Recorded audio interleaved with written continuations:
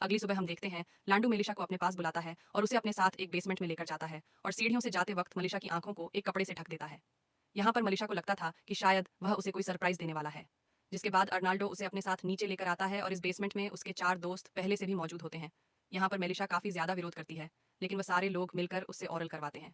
तो दोस्तों, हमारी आज की कहानी की शुरुआत होती है और हमें मेलिशा नाम की एक खूबसूरत लड़की को दिखाया जाता है जो अपनी मॉम अपनी दादी के साथ रहती है और उसके पापा किसी विदेश में बड़ी कंपनी में काम करते हैं।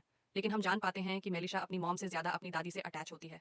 अब हम देखते हैं कि वह अपनी एक बेस्ट फ्रेंड के साथ उसके फ्रेंड डेनियल के यहाँ किसी पार्टी में जाती है। हम यहाँ पर देख पाते हैं कि डेनियल बहुत ही हैंडसम और स्मार्ट लड़का है जिसे मेलिशा बस एक तरफा प्यार करती है। यहाँ पार्टी में पहले तो मेलिशा खुद को बहुत ही असहज महसूस करती है।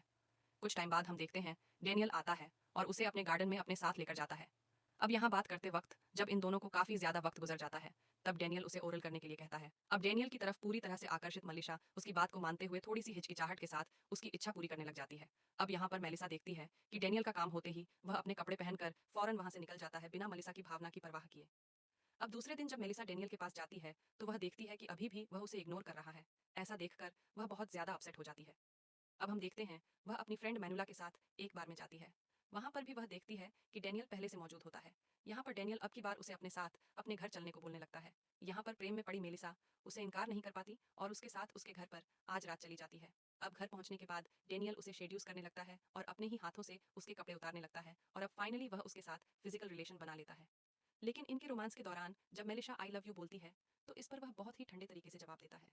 लेकिन उसे पता चलता है कि मेलिशा तो अभी तक वर्जिन है, जिसके बाद वह उसे इडियट बोलकर वहां से चला जाता है। अब यहाँ पर मेलिसा को एक बार फिर से जोरदार चोट लगती है, जिसके बाद अब वह सोच लेती है कि वह दूसरों से ज्यादा खुद को एंट देगी। अब इधर हम दूसरी तरफ देखते हैं मेलिसा की दादी जिनके हार्ट की प्रॉब्लम होती है और उनके इलाज के चलते उन्हें एक हॉस्पिटल में एडमिट कराया जाता है। अब मेलिसा जब वहां पर जाती है तो वह अपने दादी के काफी ज्यादा करीब होती है और ऐसी खबर सुनकर वह बहुत ज्यादा दुखी हो जाती है और इस घटना के बाद से उसकी मॉम से उसकी दूरियां और भी ज्यादा बढ़ने लग जाती हैं। अब मेलिशा की दादी जब क्रिसमस मनाने के लिए अपने घर पर आती है तब वह मलिशा का मासूम चेहरा देखकर समझ जाती है कि मलिशा जरूर किसी गहरे और बहुत बड़ी मुश्किल से गुजर रही है। यहाँ पर वह उसकी मॉम को अलर्ट भी करती है, लेकिन उसकी मॉम उनकी बात को उसका वहम मानकर ज्यादा इंट नहीं देती। अब हम देखते हैं एक दिन डेनियल मलिशा को फिर से फोन करता है और उसे अपने घर पर सरप्राइज देने का बहाना करके धोखे से उसे अपने घर पर बुलाता है। असल में यहाँ पर डेनियल की प्लानिंग कुछ और थी। वह खुद और उसके दोस्त को अपने साथ लेकर और मलिशा को बुलाकर थ्रीसाम एंजॉय करने वाला था। अब यहाँ पर मलिशा जब आ जाती है तो उसके प्लान को समझकर वह वहां से जाने लगती है, लेकिन अब की बार डेनियल उसे बेबी कहकर बुला लेता है, जो बात मलिशा को काफी ज्यादा अजीब लगती है और उसे आंख अपनी तरफ खींच लेती है। अब यहाँ पर मलिशा खुद को दिखाना चाहती है कि वह बड़ी हो चुकी है और वह खुद यह सब कुछ कर सकती है, जिसके बाद वह खुद अपने हाथों से अपने कपड़े उतार कर उन दोनों को सेटिस्फाइड करने की कोशिश करती है। अगली सुबह हम देखते हैं मलिशा की एक पर्सनल डायरी जिसमें वह खुद के बारे में खुद की फीलिंग्स के बारे में लिखती है। वह डायरी उसकी एक क्लासमेट को मिल जाती है।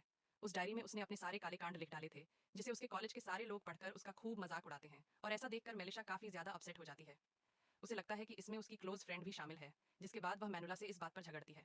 अगली सुबह हम देखते हैं लांडू मेलिशा को अपने पास बुलाता है और उसे अपने साथ एक बेसमेंट में लेकर जाता है और सीढ़ियों से जाते वक्त मेलिशा की आंखों को एक कपड़े से ढक देता है। यहाँ पर मलिशा को लगता था कि शायद वह उसे कोई सरप्राइज देने वाला है।